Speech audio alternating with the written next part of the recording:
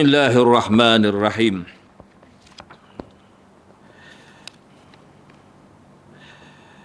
Sambungan kitab kita ialah Al-Yaqwaqid wal Jawahir.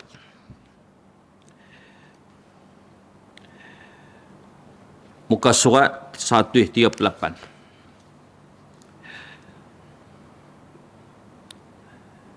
Betul sahabat. Dan dalam sebuah hadis Nabi sallallahu alaihi wasallam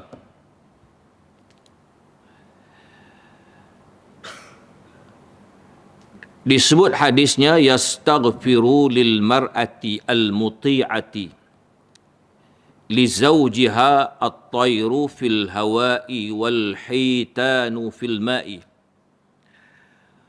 wal malaikatu fis sama'i wasyamsu wal qamaru ma damat fi ridha zawjiha atau kama qala.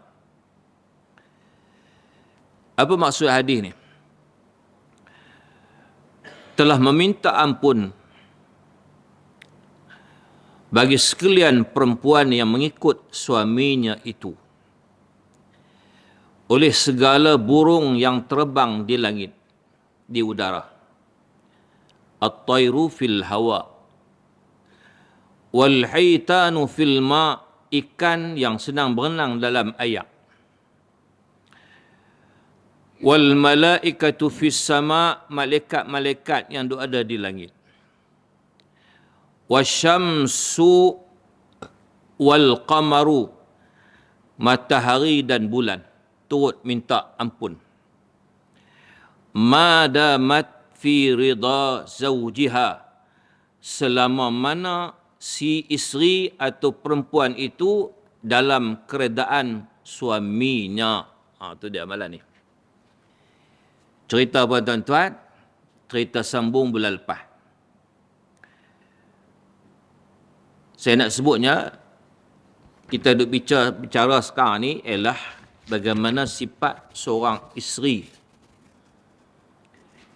yang baik, isteri yang mulia apabila berada di bawah tanggungjawab suami dia.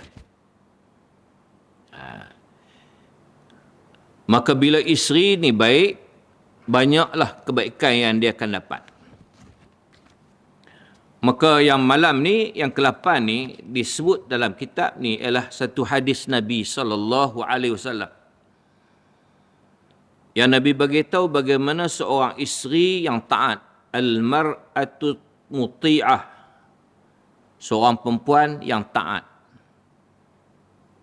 Taat kat siapa? Kat suami lah kan. Sebab kita duk baca tajuk kehidupan suami isteri. Bila mana seorang isteri, kata Nabi, yang taat kepada suaminya,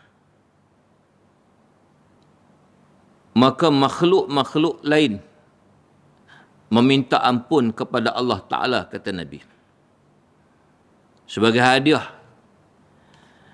bila mana isteri boleh taat, boleh patuh apa sahaja yang disuruh, apa sahaja yang hak berkaitan dengan suaminya, dia patuh. Maka faedahnya untuk dia, kelebihan makhluk-makhluk Allah Ta'ala ni turut serta memohon ampun kepada Allah untuk diri isteri ni. Disenaraikan oleh Rasulullah, antaranya burung yang terbang di udara tu. Nabi habaq. Burung-burung duk terbang tu, kalau ikut, bukan dia ada nampak dari segi zahir, bukan ada kaitan pun dengan isteri ni. Kan? Dia duk terbang dia. Macam mana kait dengan isteri? Tapi Rasulullah nak abang bagaimana ni makhluk Allah SWT ni pun sendiri beri support. Dengan kehendak, dengan izin Allah, mereka pun berdoa ke Allah Ta'ala, minta ampun ke isteri yang baik ni. Ni nak abang kata kelebihan isteri yang baik. Isteri yang taat kepada suami. Mana kelebihan sampai peringkat burung yang duk terbang pun turut mengucap istighfar, minta ampun ke Allah, beda dia. Termasuk wahitani fil ma'i, ikan-ikan yang duk berenang dalam laut tu. dalam laut nu layak nu jauh dengan isteri ni, tapi oleh kerana Allah Ta'ala nak bagi kelebihan tu, mereka juga termasuk orang yang minta ampun untuk isteri. Malaikat di langit, bulan, bintang, semua. Ni Nabi sebut. Lalu kata Nabi, madamat fi ridha zawjiha, selagi mana isteri itu boleh patuh kat suami. Dia boleh, makna suami dia reda dah. Dia tunai tanggungjawab sebagai seorang isteri terhadap suami dah. Selama dia duduk dalam keadaan tu, dia akan dapat. Tapi kalau berlaku penderhakaan, terputuslah benda tu. Isteri yang nusyuz derhaka kat suami, terputuslah. Allah Ta'ala tak bagilah sebab melanggari syariat, melanggari perintah Allah Ta'ala. Isteri kalau dia nusyuz, dia derhaka, yang ciri-ciri neraka kita duk baca, ciri-ciri isteri derhaka ni kita sebut dah belum ni? Kan, antara ciri-ciri derhaka di senarai, kita dah baca dah. Maka dia tak akan dapat keadaan ni. Sebab itu yang kita duk baca dah, orang perempuan ni, isteri ni, tak maaf lah, orang perempuan duk dah. Orang perempuan ni, kalau kira dari segi peluang nak dapat keadaan baik ni, banyak daripada orang lelaki. Orang lelaki ni banyak halangan, dia banyak tanggungjawab. Kan? Dia nak kena pesoh soal orang lain, soal masyarakat. Kalau dia jadi ketua, banyak benda. Tapi isteri ni, kalau dia boleh patuh perintah Allah, dia taat, dia tunai hak dia terhadap Allah, dia tunai hak dia terhadap suami dia, tong-tong malam. Kan? Dia dapat support. Saya guna senang support system kan. Ni kumpulan ni support pahala dia. Datang boleh support pahala melalui pengampunan dosa. Siapa yang buat ni? Allah Ta'ala yang susun. Kerana nak bagi kemuliaan, kelebihan, ganjaran kepada seorang isteri yang boleh taat kat suami dah. Itu cukup, tuan-tuan boleh faham satu benda malam ni. Yang kesembilan disebut oleh musannif, kata Al-Imam Al-Ghazali rahimahullah. Dipetik kalam Imam Ghazali pula. Apabila wanita itu keluar, ini kata Imam Ghazali ni. Apabila wanita-wanita itu, isteri-isteri itu keluar mana? Keluar rumah lah. Cerita. Maka sewajarnya ia memejamkan penglihatannya daripada memandang lelaki lain. Tu Imam Ghazali pesan, dia kata kalau orang perempuan ni, bila dia keluar rumah, dia kena kawal lah. Dia kena kawal sikit diri dia. Supaya tak berlaku fitnah waktu di luar. Antara yang nak kena kawal mata dia. Jangan duk perhati, duk rasa kagum dengan lelaki lain. Kalau dia keluar rumah, dia tengok lelaki dia dengan lelaki lain, hak lain tu macho lagi. Macho lah. Esem lagi dia duk perhati. Jangan. Dia pula duk compare dalam kepala dia, kata mukalah hak rumah boleh hak ni. Dia kata sasa elok kan. Hak rumah tu ceroi. Contohlah, tuan-tuan, ini bahasa lagi faham.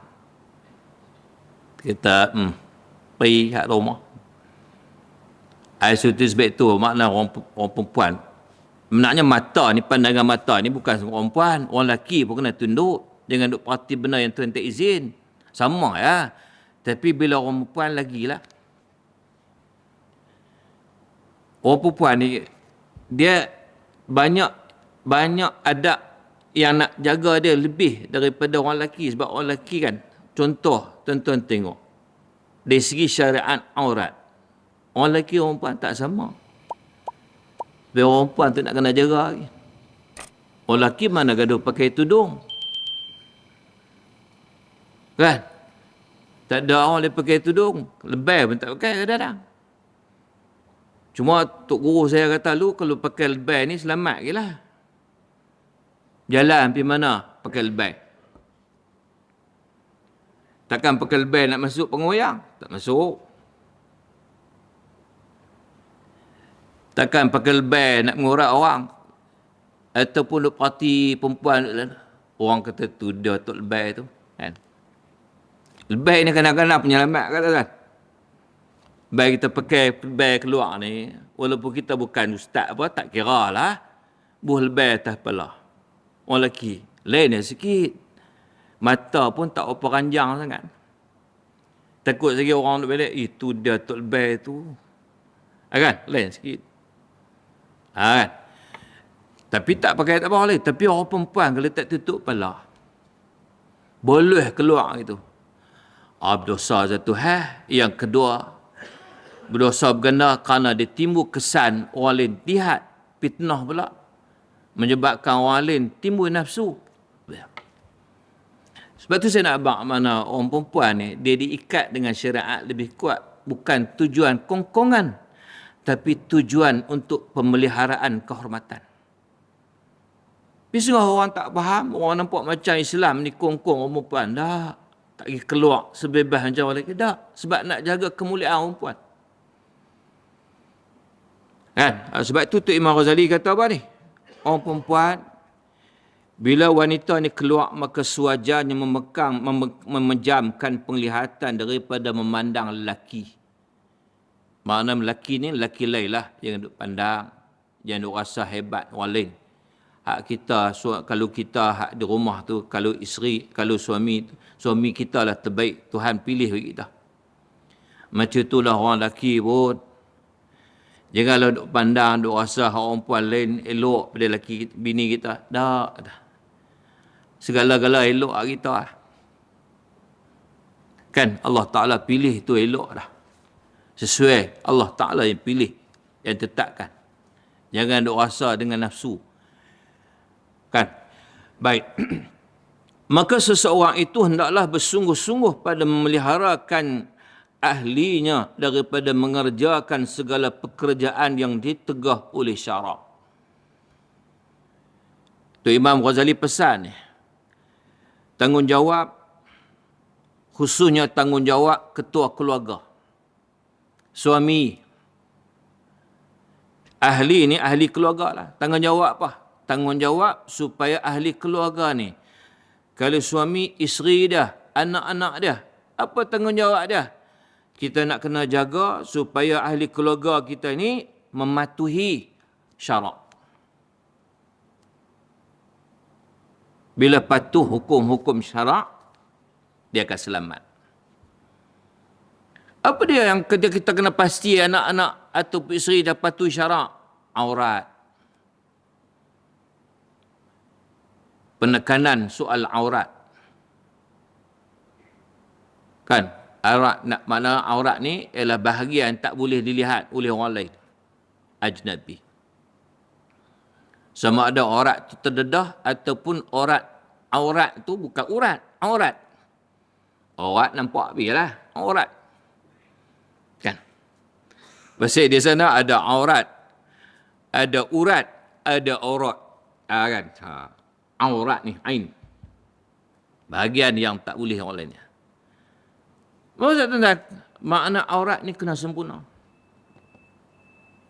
Sebab itu kalau kita tengok, khususnya kita kalau ada anak perempuan lah saya nak fokus.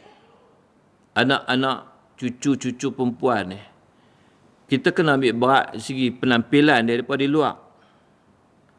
Janganlah membiarkan mereka pakai pakaian yang boleh mendatangkan tarikan. Pakai ketat. Kan? Pakai terdedah aurat.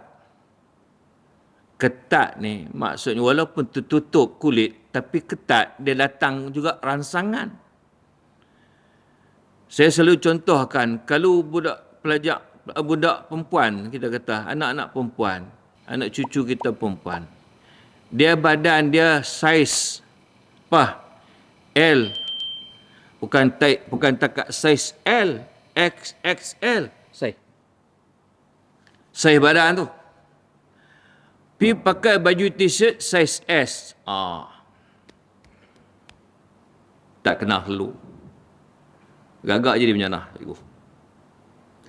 Badan saiz XXL atau L cukup dah.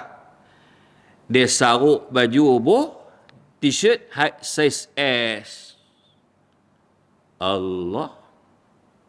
Tuan-tuan, orang parti paling kali dia keluar. Itu nak bak penarik tu. Apatah lagi orang perempuan ni daya penarik tinggi berbanding orang lelaki. Zuyyina lin-nasi hubbus syahwat minan nisa. Quran sebut.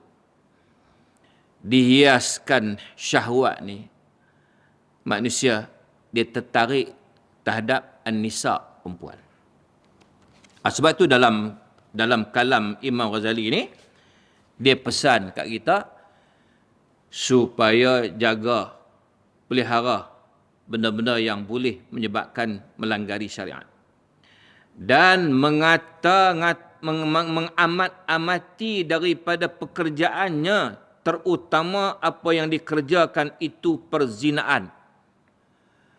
Kata Imam Ghazali, amati, ambil berat, awaskan diri anak-anak ni, anak-anak ahli keluarga ni, daripada mereka ni terjatuh ke lembah perzinaan.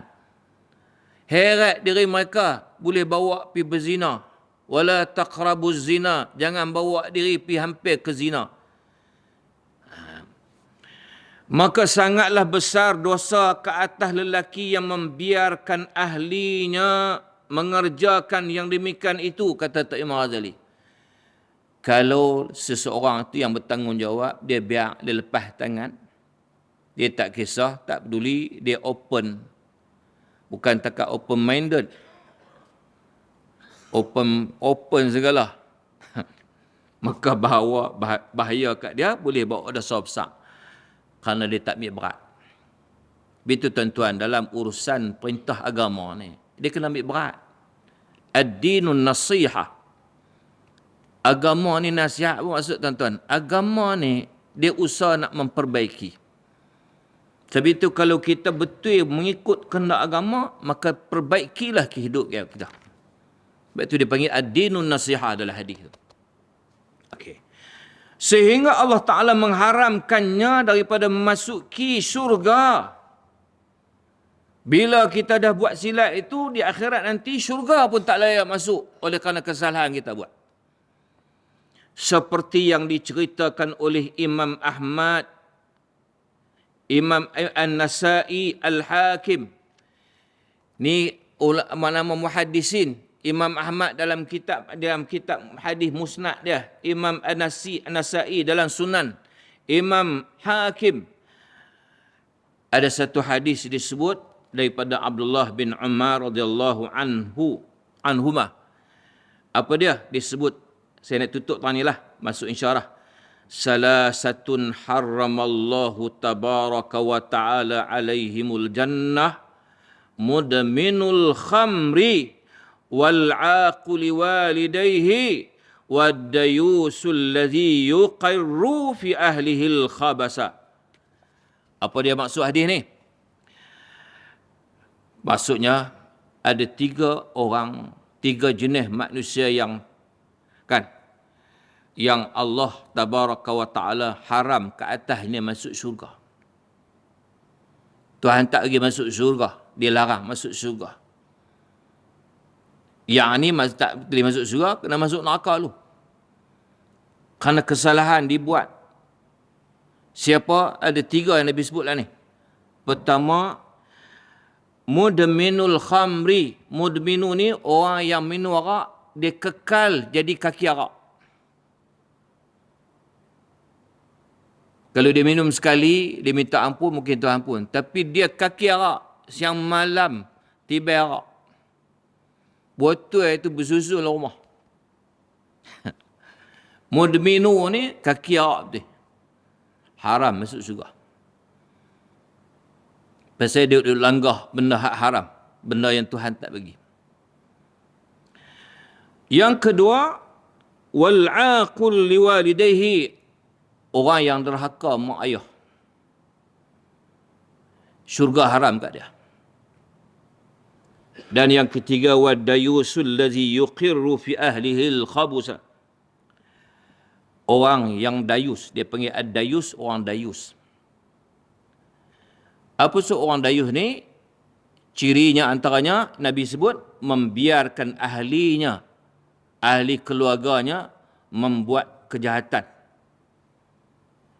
Dia biar ahli keluarga dia buat kejahatan. Dia tak peduli, dia tak tarbiyah, dia tak didik, dia tak kawal. Dia lepas ya. Bini dia nak bercakap dengan siapa kah, nak kawan dengan siapa kah, nak pergi jual dengan siapa, dia tak kisah. Ad-dayus. Dia tak ada cemburu, tak ada rasa apa. Orang ni diharam masuk syurga. Sedangkan dia mengetahui, kalau dia tak tahu lah, kan, isteri main pintu belakang kah, senyap-senyap. Dia tak tahu.